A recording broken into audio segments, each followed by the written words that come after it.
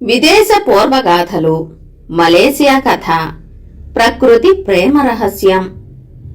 అంకాశ అనే నిరుపేద కుర్రవాడు ఆకలి తీర్చుకోవటానికి ఏదైనా పండు దొరుకుతుందేమో అన్న ఆశతో తాపల ఉన్న అడవికి వెళ్లాడు. అడవంతా తిరిగాక విడిగా ఉన్న ఒక చెట్టు చిటారు కొమ్మలో ఒకే ఒక పండును చూశాడు. చెట్టు మరీ సన్నగా పొడవుగా ఉండటం వల్ల దానిపైకి ఎక్కటం సాధ్యపడదు. పండును అందుకోవాలంటే చెట్టును వంచాలి లేదా రాయిని విసరాలి. ఏం చేయడమా అని ఆలోచిస్తూ అంకాశకు చెట్టు బోధె సమీపంలో కొద్దిగా తవ్వితే కావలసింది దొరుకుతుంది అన్న కంఠస్వరం వినిపించింది. అంకాశ వెంటనే అక్కడ తవ్వి చూశాడు. బంగారపు ముద్ద కనిపించింది. దానిని వెలుపలికి తీసిన అంకాశకు అక్కడ బంగారం ఇంకా ఉన్నట్టు అనిపించింది. బంగారాన్నంతా ఒకేసారి తీసుకోకుండా అవసరమైనప్పుడు వచ్చి కొద్ది కొద్దిగా తీసుకోవచ్చునన్న ఆలోచనతో తీసిన బోతిని అలాగే పూడ్చేశాడు. ఆ బంగారం ముద్దతో పక్కనున్న పట్టణానికి వెళ్లి దాన్ని నాణాలుగా మార్చుకుని ఆ ధనంతో ఒక ఎడ్ల బండిని, ఇంటికి కావలసిన వస్తువులను తీసుకుని బండిలో వేసుకుని తన గుడిసెకు చేరుకున్నాడు. మరుసటి రోజే తన కోసం భవనం లాంటి పెద్ద ఇల్లును కట్టడం ప్రారంభించాడు. కావలసినప్పుడల్లా అడవిలోని చెట్టు వద్దకు వెళ్లి బంగారం తెచ్చుకుంటూ క్రమక్రమంగా సంపదలను పెంచుకోసాగాడు.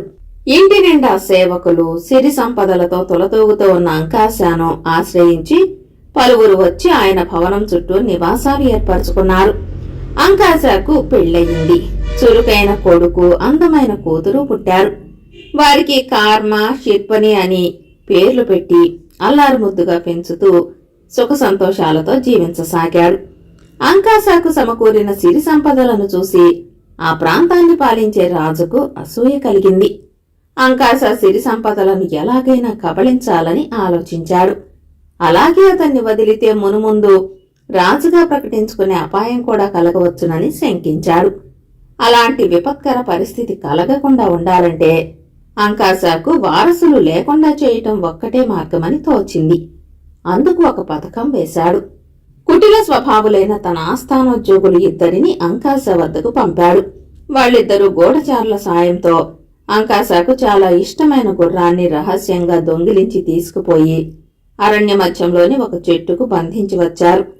అంకాశ గుర్రం కోసం ఆందోళనతో వెతుకుతున్నప్పుడు ఆయన వద్దకు వెళ్లి తమను జ్యోతిష్కులుగా పరిచయం చేసుకుని గుర్రం ఎక్కడ ఉన్నదో చెప్పారు. సేవకులు వెళ్లి గుర్రాన్ని తీసుకువచ్చారు. పరమానందం చెందిన అంకాశ తమ పిల్లల భవిష్యత్తును కూడా చెప్పమని కోరాడు. దొంగ జ్యోతిష్కులు కొంతసేపు ఏవేవో లెక్కలు కట్టారు.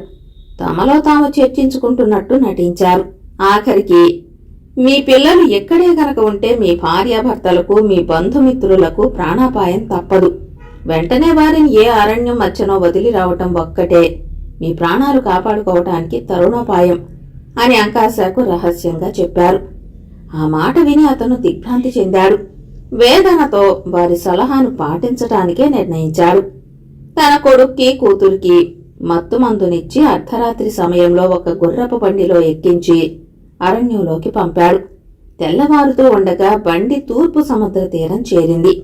నిద్రిస్తున్న పిల్లలను ఒక బండ మీద పడుకోబెట్టి సేవకులు తిరిగి వచ్చేశారు. సూర్యకిరణాలు సోకగానే కార్మ, షెర్పనీలు నిద్రలేచారు. ఎక్కడో ఉన్నాం ఏమిటా అని భయపడటానికి బదులు వాళ్లు మనోహరమైన సూర్యోదయాన్ని, సూర్యరశ్మి సోకడంతో బంగారు కాంతులు ఈనుతున్న సాగర తరంగాలను చూసి మురిసిపోయారు. ప్రకృతి సౌందర్యాన్ని చూసి ఆనందించమని మన అమ్మానాన్నలు మనల్ని ఇక్కడ వదిలి ఉన్నట్టుంది అన్నాడు కార్మ. అవును, అవిగో చూడు, ఆ పువ్వులెంత అందంగా ఉన్నాయో అన్నది షెర్పని. ఇదిగో చూడు, ఆ చెట్టు ఎంత మనోహరంగా ఉందో అన్నాడు కార్మ చెట్టంతా పువ్వులతో నిండిన అద్భుత దృశ్యాన్ని చూపుతూ. అలా చాలాసేపు వాళ్ళు ఆ చుట్టుపక్కల తిరిగారు. తీయటి ఫలాలను కోసి తిన్నారు. సెలయేటి నీళ్లు తాగారు. సూర్యాస్తమయమవుతూ ఉంది. హఠాత్తుగా వాళ్ల ఎదుట వెన్నెల వెలుగులో ఒక సుందర భవనం కనిపించింది. వాళ్లు ఆశ్చర్యంగా దానిని సమీపించారు. లోపలికి రండి అంటూ ఒక సుమధుర కంఠస్వరం వినిపించింది. లోపలికి వెళ్లగానే రకరకాల వంటలు, పడక కనిపించాయి. మాకు ప్రేమతో ఆతిథ్యమిస్తున్న మీరు ఎవరు అని అడిగారు అన్నా చెల్లెళ్ళు. నేను ప్రకృతి దేవతను. మీరు నా చెట్లను, పూలను, కడలి అలలను ప్రేమించారు. అది నాకెంతో ఆనందం కలిగించింది. ఇప్పుడేం వరం కావాలో కోరుకోండి. బంగారం కావాలా, ప్రకృతి రహస్య ప్రేమ కావాలా అన్నదా కంఠస్వరం. ప్రకృతి రహస్య ప్రేమ అన్నారు అన్నా చెల్లెళ్ళు ముక్త కంఠంతో. అద్భుతం, ప్రకృతి మీతో ఎప్పుడూ స్నేహంగా ఉంటుంది అన్నది కంఠస్వరం. కృతజ్ఞతలు అని చెప్పిన అన్నా చెల్లెళ్ళు కడుపు నిండా తిని పడక మీద పడుకుని హాయిగా నిద్రపోయారు. తెల్లవారాక వాళ్ళు కళ్ళు తెరిస్తే భవనం లేదు. చుట్టూ బందిపోటు దొంగలు నిలబడి ఉన్నారు. నడవండి, మీరు మాకు బానిసలు అన్నాడు దొంగల నాయకుడు. మేము రాము అన్నారు అన్నా చెల్లెళ్ళు.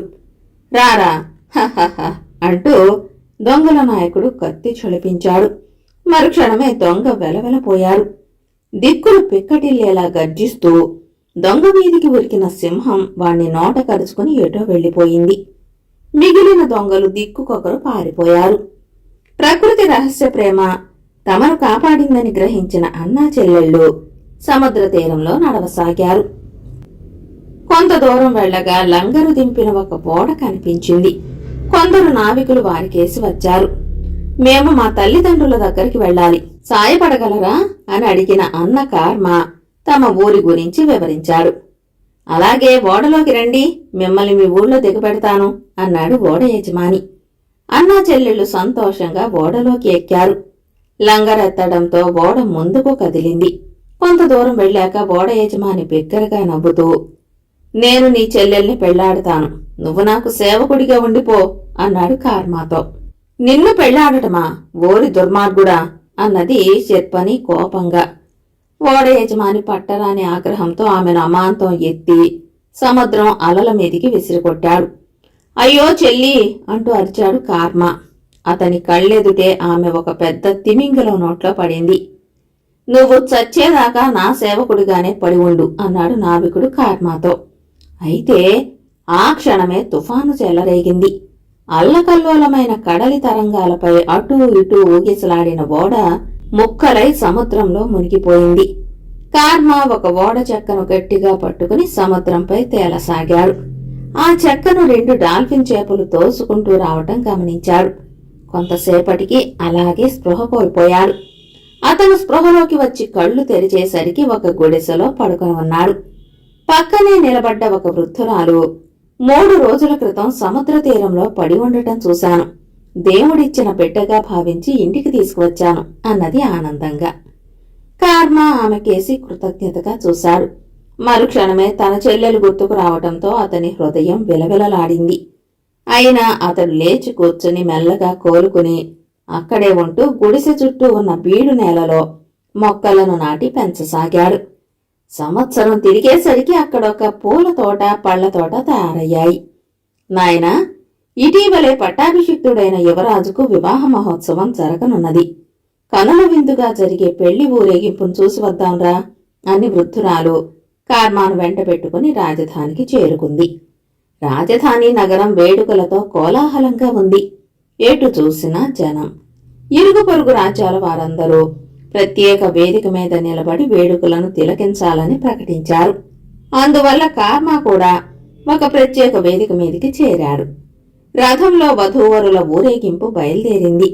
ఆ రథం కార్మా ఉన్న వేదికను సమీపించగానే ఆగిపోయింది.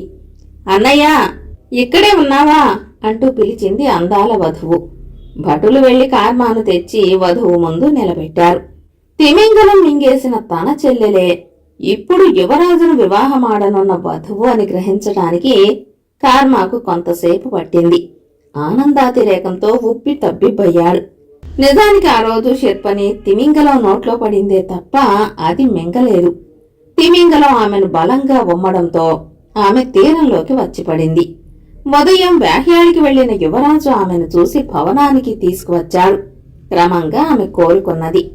తన అన్న కోసం వెతికింది కాని ఫలితం లేకపోయింది. ఇంతలో యువరాజు ఆమెను ప్రేమించి పెళ్లాడమన్నాడు. అదే సమయంలో అన్నయ్యను వెతికించే పనిని కూడా కొనసాగిస్తానని మాట ఇచ్చాడు. రాజు శర్పని వివాహం ఘనంగా జరిగింది. కార్మా రాజుకు నూతన సలహాదారు అయ్యాడు. కొన్నాళ్లు గడిచాక కార్మా తన తల్లిదండ్రులను వెతుక్కుంటూ వెళ్లాడు. దుర్మార్గుడైన రాజు కారణంగా వారు బికారులైపోవటం చూసి బాధపడి వారిని తన వెంట పెట్టుకుని వచ్చాడు. తర్వాత సేనలతో వెళ్లి ఆ రాజును ఓడించి సింహాసనాన్ని ఆక్రమించాడు. అన్నా చెల్లెళ్ళు కలుసుకున్నప్పుడల్లా మన జీవితంలో ముఖ్యమైన ప్రతి మలుపులోనూ ప్రకృతి రహస్య ప్రేమ మనల్ని కాపాడింది కదూ అని ఆనందంగా చెప్పుకునేవారు. కథ సమాప్తం.